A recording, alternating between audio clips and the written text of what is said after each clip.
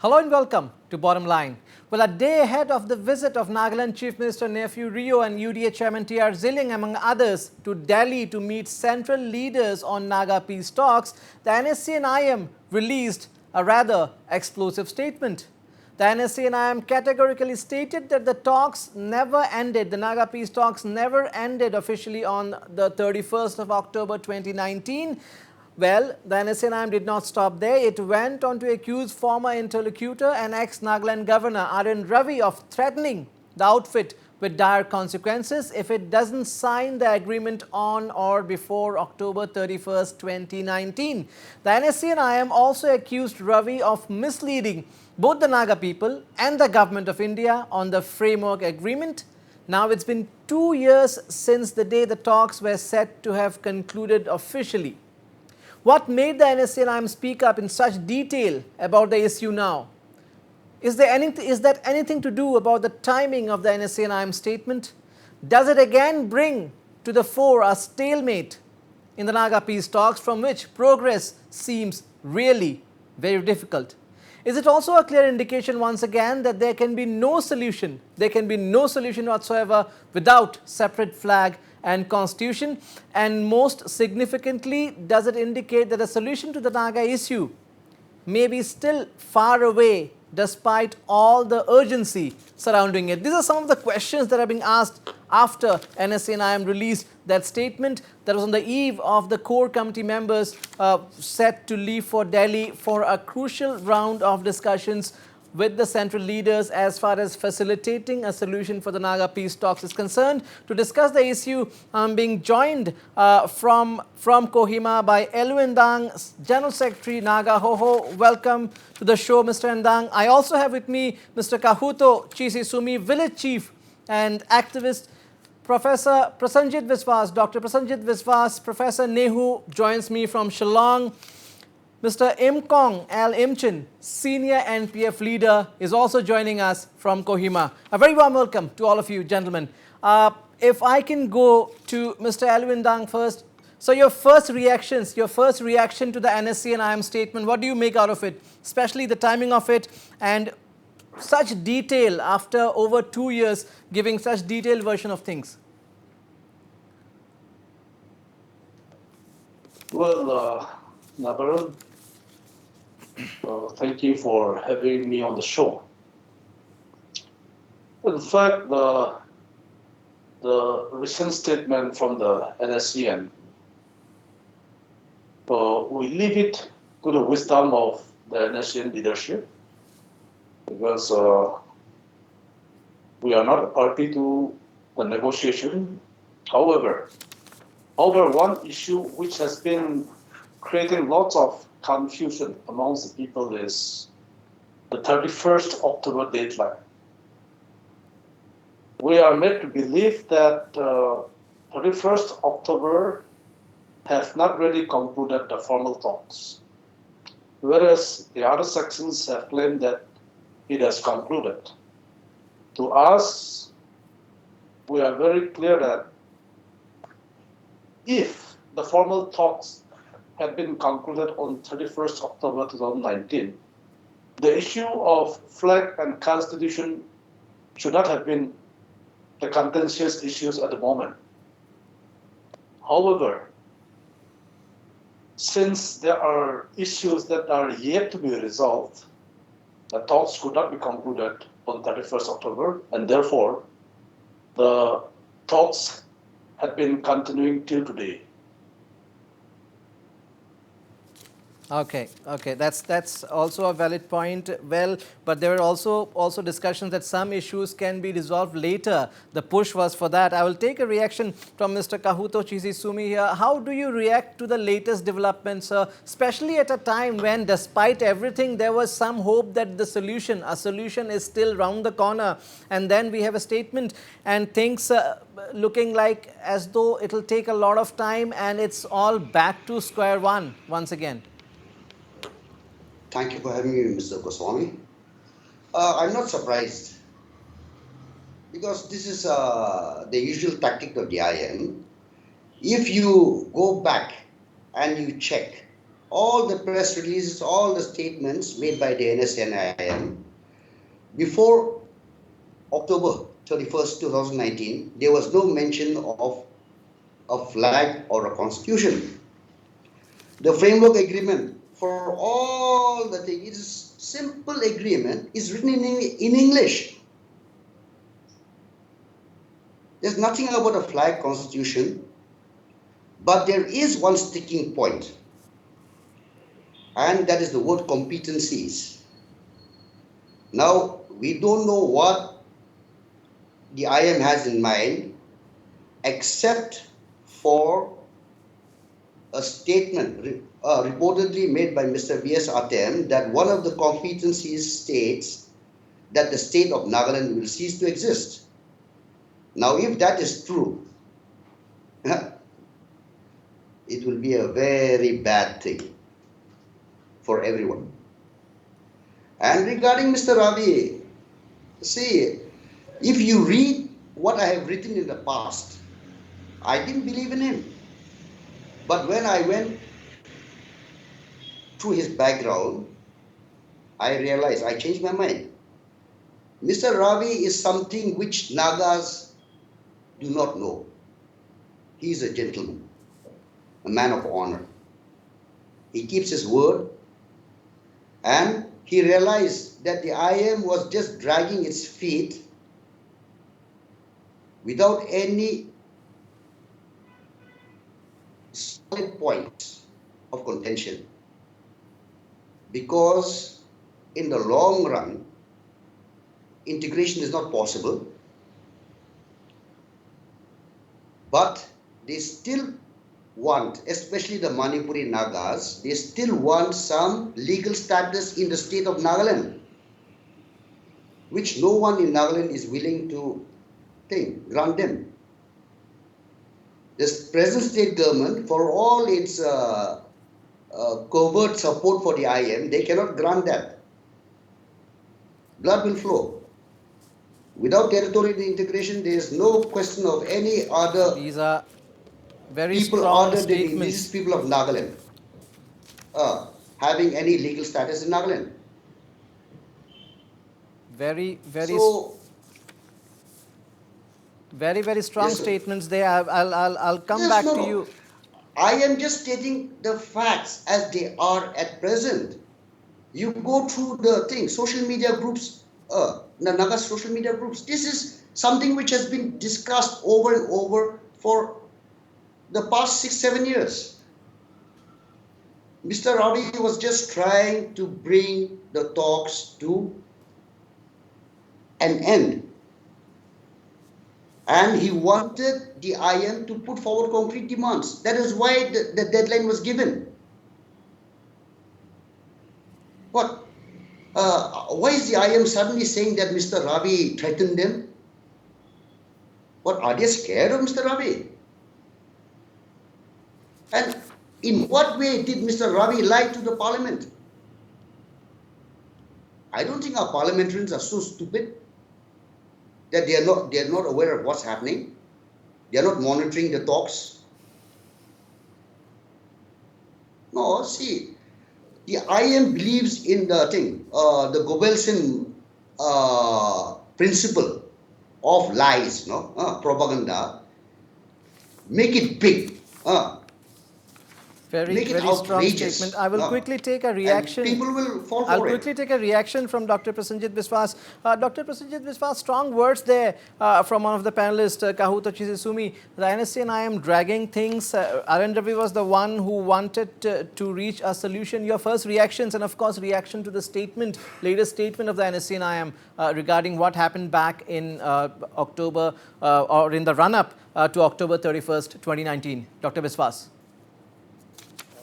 Yes, this whole Pandora's box is getting opened up just now, but there are multiple problems that we can see from this opened out Pandora's box. One of the problems is that of an interlocutor, which we had pointed out repeatedly, that the breach of trust and confidence between the Naga struggling groups and the interlocutor was amply reflected in not being able to come to a certain settlement which is mutually agreeable. Now, partially agreed settlements are always fraught with the danger of going back from it, and in this case, it would mean going back to the stage of insurgency again, which is going to be highly disastrous and calamitous, both for the Indian government as well as for the people in Nagaland. Now, this is one problem. The second problem is the geopolitical issues connected to Naga struggle and resolution of Naga demands. One of the important geopolitical linkage is about the Chinese angle in the Naga struggle. Now, if the government of India is not able to contain the Chinese angle in the Naga struggle, it would simply mean a huge loss of diplomatic ground.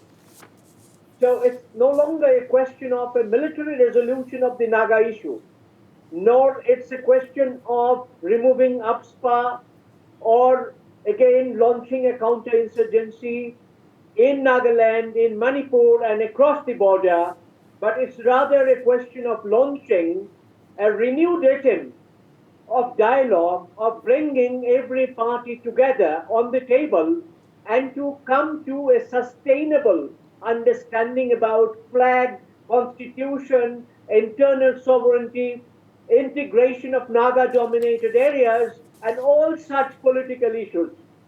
The matter is political, diplomatic, and geostrategic. Hence, a very considered and well-articulated position needs to be evolved without much waste of time at this point of time. I'll just take a quick reaction from Mr. Imchen. Well, thank you for being patient, Mr. Imchen. After years of negotiation and the so-called official conclusion of the talks, formation of a core committee on Naga political issue, we have now this latest revelation by the NSCN-IM. Do you think it's not a good sign at all as far as securing solution is concerned, solution to the Naga issue? I don't take that way. What Muiba stated in this morning paper was not absolutely wrong. It was not absolutely wrong. It was 31st October 2019, rather 20, no? 19, yeah. The then interlocutor, Mr. Ravi, claimed that the talk has been concluded. And it was also mentioned in our assembly in the governor's speech. There also we made certain debate in the House whether the talk was really concluded or not. And as a matter of fact, it was not concluded. But Ravi wanted it to be taken as concluded, that's all. But from NSCN-IM side, at that point of time also, the university said that it was concluded. So Muiba's statement was not totally wrong. Now the accusation or the allegation by NSCN-IM on Ravi's misinterpretation of the framework agreement.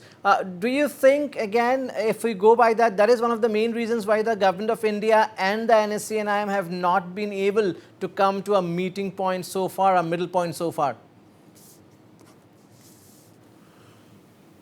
I partially agree with you, with your question. I partially agree with your question. Well, it is like this. I have raised it even in the House during the relevant time that whether it was Government of India Representative Mr. RN Ravi as an interlocutor or NSCN-IM, while framing and then making entry into the agreement of the framework agreement, both the parties never realized or they have intentionally left out, I don't know, but the words in their meaning and then definition was never given in the framework agreement. And later on, when Ravi became governor, he started interpreting it in a different way. And NSCN-IM also reacted by interpreting in an opposite way. And therefore, the framework agreement itself became a dispute between Government of India, Representative Mr. RN Ravi, or for that matter, Government of India and then the NSCN-IM. So it was a little bit unfortunate or mishandling of the conduct of the talk. To add to this very quickly, do you also think that even the NSCN-IM has also somewhere not been totally transparent about the whole peace process so far?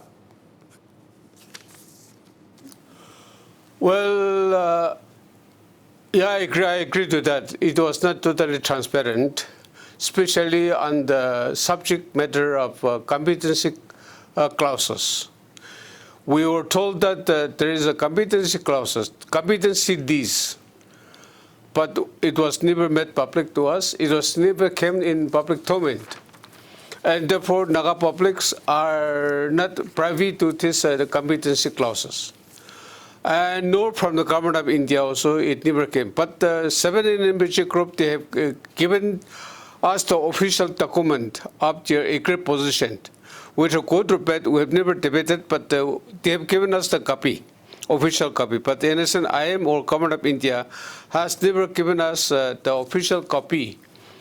The certified copy was never given to us. So transparency is definitely lacking. Mr. Aluendang, if we go by the NSCN-IM statement that they were threatened with dire consequences in the run-up to October 31st, 2019, should we assume that the NSCN-IM was forced to stay silent at that point in time, such were the circumstances? And if yes, probably all the negotiations of the years and all the talks or rounds of, repeated rounds of talks with Ravi hold no meaning. I have no comment over that because we are not a party to it. Whereas our position is, if the government of India have signed the framework agreement, acknowledging the historical accounts of the Nagas, with admission that the Naga issue is not a law and order issue, but a political issue. Government of India have signed the agreement. And on the basis of the agreement, a solution should have arrived at. But till today, nothing has been progressing the way the people expected. We question the intention of the Government of India for creating further divisions among the Naga society.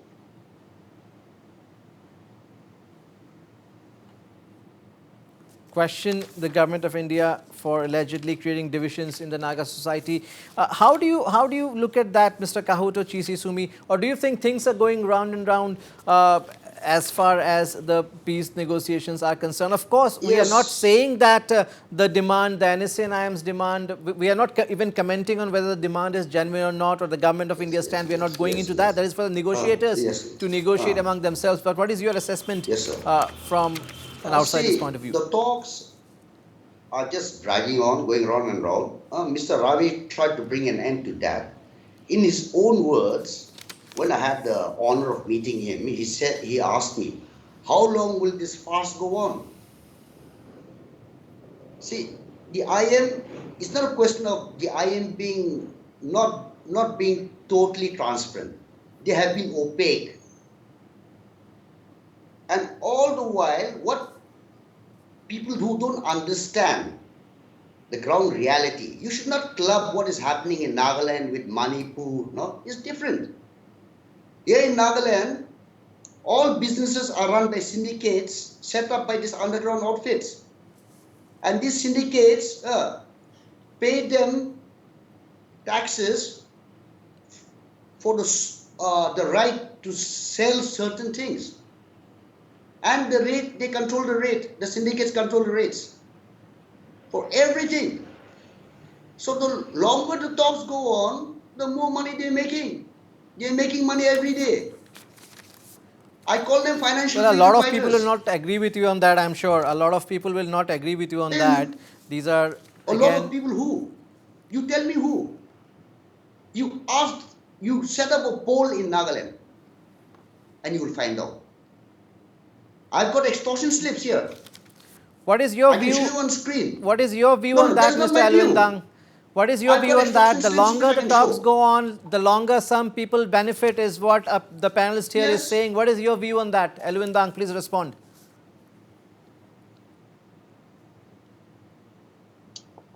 It is ridiculous to be talking about all this in a national channel. Every society has its own problem.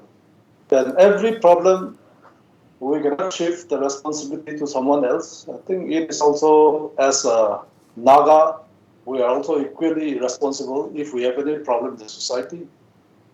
But the foremost thing is our political talks for arriving at a logical conclusion. And in this, every one of us have to be constructive, contribute in a very positive way. That will strengthen not only the negotiators, but even the government of India for a logical conclusion. Prasanjit Viswas, your views on the situation? Well, it is clear that there is a stalemate. Now, we have the core committee members once again going to Delhi today. Before that, Chief Minister Nephew Rio, UDA Chairman T.R. Zilliang, other leaders have had another round of discussions with the NNPGs and the NSCN-IM.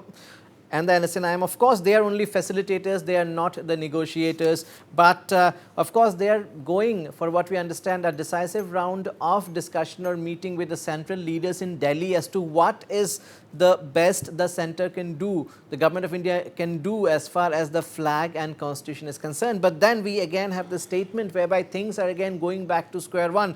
Do you think that makes the job of these core committee leaders a tad difficult? The task is cut out as they embark for this very crucial Delhi visit. Yes, core committee leaders cannot propose anything which is not demanded by NSCN-IM. In other words, they have to go by the framework agreement, which is already written down in line with NSCN-IM's major demands. So they have to buttress those demands, and there must be an ice breaking on the part of Government of India. As I was saying, that the geostrategic compulsions and risks are pretty high in case the ice is continuing in this way and there is a breach of trust.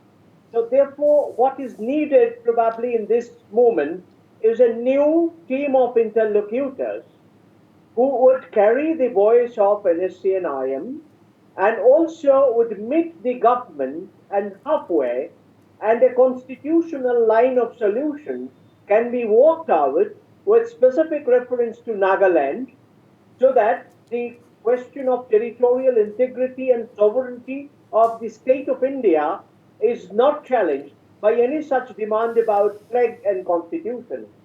Now, our constitution, being a federal constitution, allows this kind of working out. We need to creatively work out and address those Naga demands within the constitutional framework. That requires putting together new set of ideas, and interlocution so far has been in a stalemate, and it has led to the extreme positions and hardening of specific positions that government on the one hand and NSCN-IM on the other hand have taken.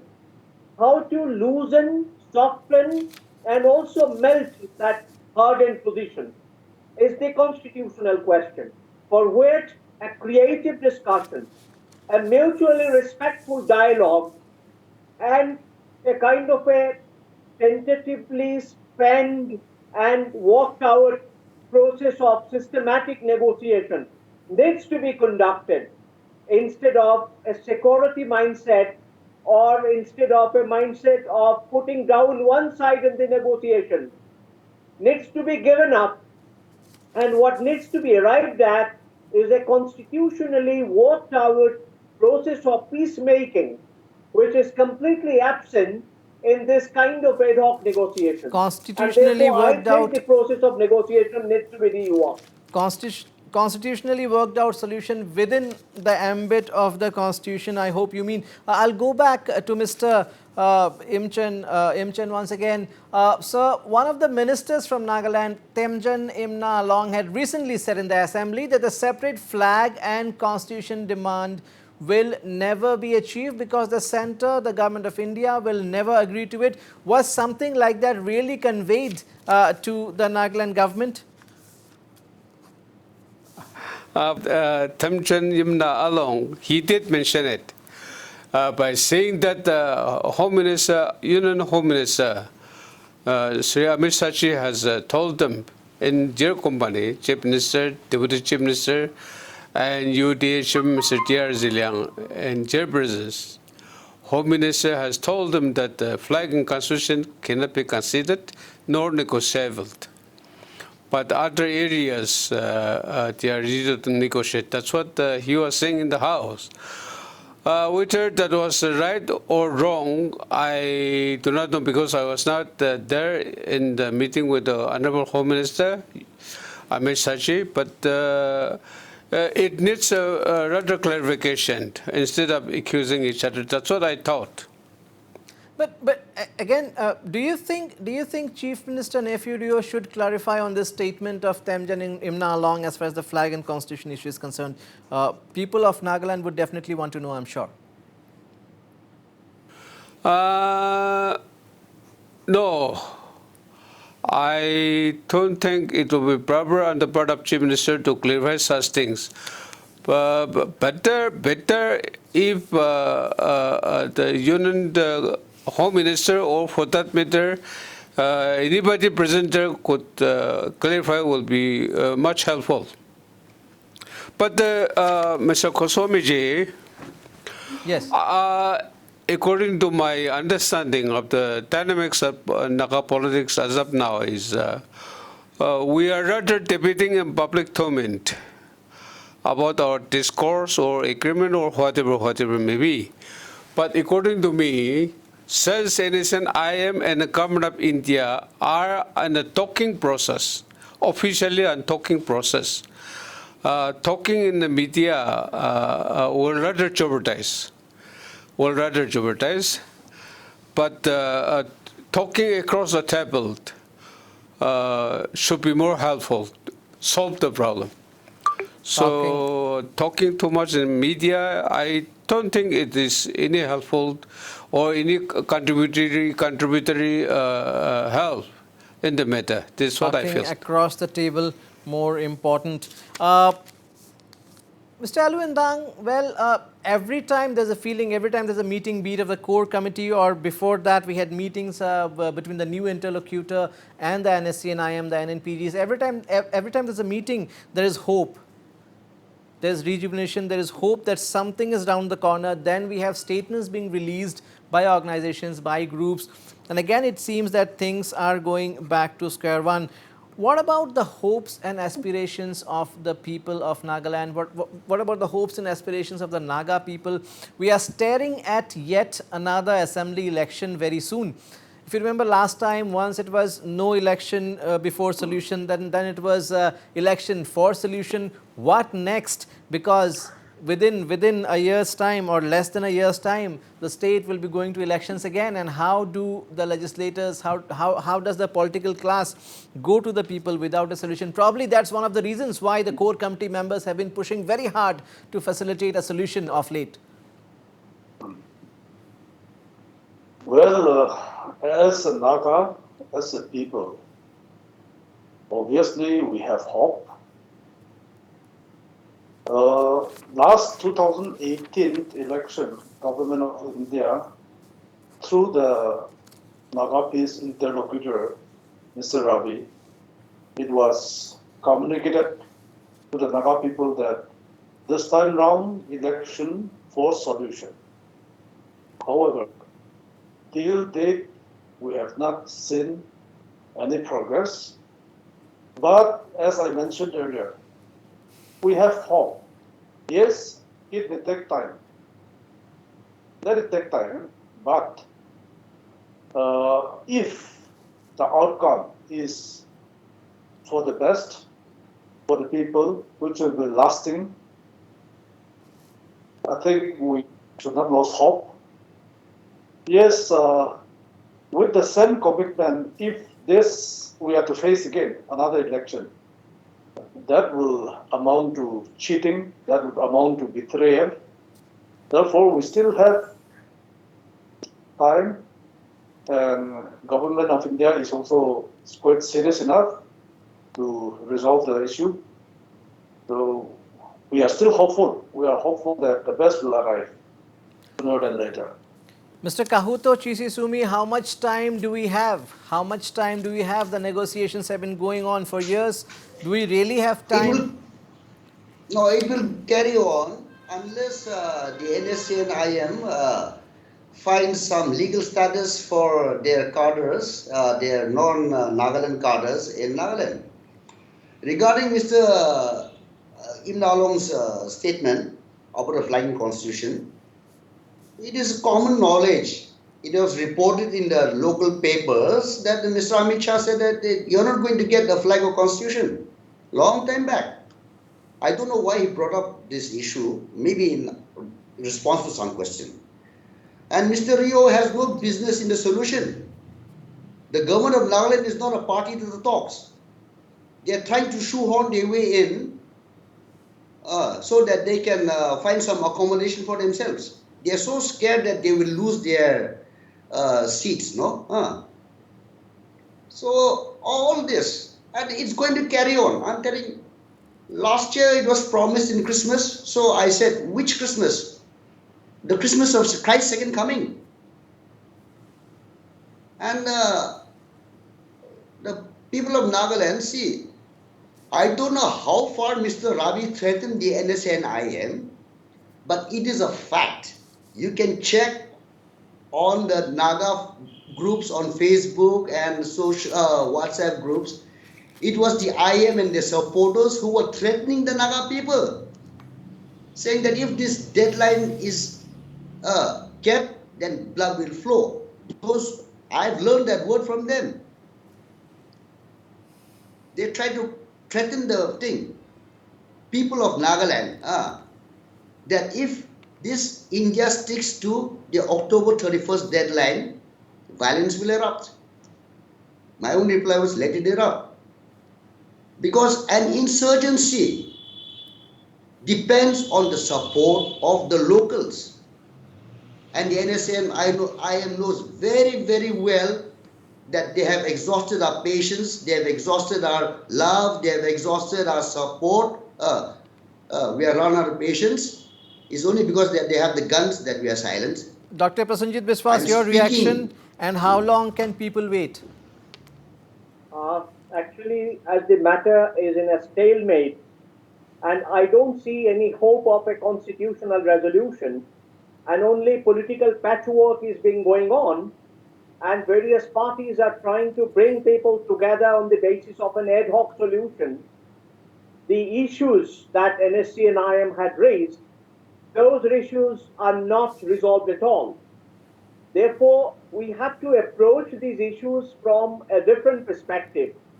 Maybe from the perspective of granting something like a village level self-rule, maybe from the perspective of granting an economic package, maybe from the perspective of allowing more Nagas and Naga people to come over to the Indian mainstream. So a lot of experiments need to be conducted. Without conducting all those experiments, a congenial atmosphere of peace and harmony probably couldn't be created. So until that time, one needs to wait and one needs to carefully craft a process of peacemaking, of bringing people together, so that differences and the angularities can be smoothened. But for that, you require a constitutional discussion, and you need to revive all the discussing groups and also keep NSCN-IM in confidence. And until all this process of stitching together and bringing together is complete, I don't think peace is going to make any headway in the present situation. Now, very interestingly, the NSCN-IM has, of course, accused RN Ravi of threatening them with dire consequences, and also alleged that it was Ravi who has misled both the Naga people and the government of India and is responsible for the current situation. So, do we also see a simmer of hope there that the NSCN-IM is not holding the government of India as such responsible for this, and that leaves room for the negotiations that are still going on? I'll take a reaction from Kahuto Chisisumi, but before that, Dr. Prasenjit Biswas, your response. My response is that new process of interlocution, intermediation, and a kind of a easy, healthy discussion, free from suspicion, needs to be conducted. Without conducting that kind of a groundwork, any kind of interim measure, any kind of response which is to tackle an immediate issue is not going to lead us anywhere, especially it will not take us out of the present stalemate. Therefore, new interlocutors are needed. A new procedure of discussion, setting the terms of discussion in a manner in which various parties can take part. But we already had a new interlocutor not so long ago. Yes, but only one interlocutor is not going to help us in this situation, because what that interlocutor has built up, on that basis, there should be other interlocutors joining him. And there should be teams of interlocution, exchanging ideas. If that cannot happen, then there will always be some kind of a heartburn, which will create further mismatch and distrust, and will keep the solutions at bay. Yes, Mr. Kahuto Chisisumi, your reaction. Yes, the NSCN-IM, they can no longer afford to go back to insurgency, because now they have enjoyed the comforts, they have the luxuries, so they have to keep on this drama of talks, and they have to blame somebody for the reason why the talks are not progressing. So they have made Mr. Ravi a scapegoat. But the fact is, the people of Nagaland, we no longer believe in them, okay? Yeah, they have their supporters, that is natural. And they can talk, they can talk forever. But do you think a new set of interlocutors are required since things are not moving? And is there hope if a change is made? Is that required in the first place? Very quickly. See, it is not a question of a new interlocutor. It is a question of what is being discussed. See, I don't know up to what extent the government of India is aware of the demands of the NSCN-IM. But the one that I stated earlier, that the state of Nagaland shall cease to exist, that will not be acceptable to even the cadres of the IM who are from Nagaland. Now you have to keep that in mind. Before I come to Mr. Elwindang, Dr. Prasenjit Biswas, do you think all said and done, there is in a way lack of clarity as far as the framework agreement is concerned, and that has been leading to the confusion all along? Yes, I mean, you can see a lot of confusion is arising from not implementing the framework agreement. Is it the case that framework agreement is not implementable? Framework agreement gives concession of a flag and even a constitution, allowing rights over natural resources, and most of the areas of the state functioning would be given over to the NSCN-IM is written in the fine print of framework agreement. Now, why framework agreement is not put into action? That is a question, but that takes us back to the past. To come out of that kind of a disturbing past, one needs to rework on what has not been resolved out of the framework agreement. Therefore, we need to resituate the framework and address the pending political issues in a way that a democratic solution can be worked out. And I am pretty sure that NSCN-IM is going to respond to a democratic solution, which will take them into confidence and also would fulfill the kind of demands, political demands especially, that NSCN-IM has very thoughtfully made and got accepted in the framework agreement. Mr. Elwindang, do you think despite everything, now that the core committee members are in Delhi, of course, I repeat, they are not the negotiators, they are the facilitators. Do you think despite everything, we can still hope against hope for a solution before the next assembly elections? Are there any indication? Of course, a lot depends on both the Government of India and the NSCN-IM. But the core committee members have had long rounds of discussions with the IM before they are leaving for Delhi. Probably they have something in mind. Can we hope against hope for something, for a breakthrough?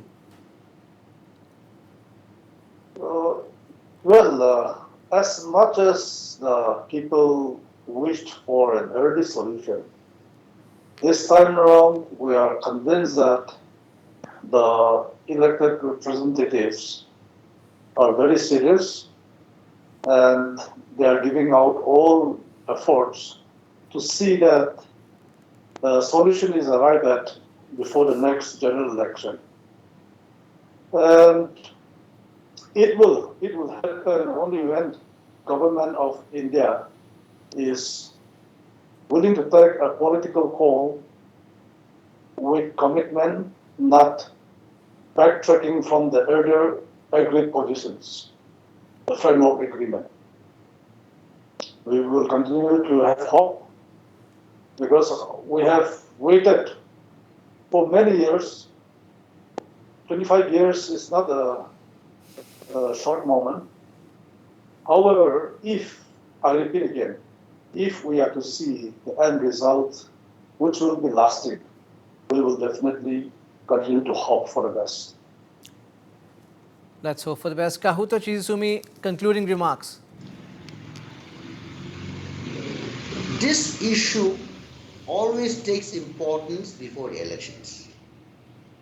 So it is just another electoral gimmick. Because the question is here, I put this question to Mr. Elwindang. Do you know what the IM means by the competencies? That is the sticking point. What are the set of competencies that the IM has in mind? Do any of the IM members, apart from the top Tangkul cadres, know what the competencies are? We are all being kept in the dark. And there's no way that India is going to agree to them without our consent. So you can keep talking, keep promising, the change interlocutors, blame interlocutors, but we know. You can sling as much mud as you want at Mr. Ravi. Not very hopeful, Kahuto Chizisumi there. Dr. Biswas, No. concluding I'm remarks. stating the facts. I'm stating the facts. I would Mr. Ravi was reiterate the that only one who the tried flag to and the bring constitution an matter end to the talk. needs to be discussed in a subgroup. Nobody was And that as sincere subgroup as has he to be was. constituted by taking into account NSCN-IM, the NNPG, the other civil society groups, and also constitutional experts. Now that will make some headway. If that is not done, stalemate is not going to be resolved. Well, let's hope that it is indeed resolved, but at this point in time, of course, things look as complicated as they were a few months ago. But still, people of Nagaland, the Naga youth, the Naga people would still like to hope against hope for an early solution. Thank you so much, Elwindang, Mr. Kahuto Chizisumi, Dr. Prasenjit Biswas, Imkong, Imchen, every one of you gentlemen for your perspective and for your valuable inputs on this.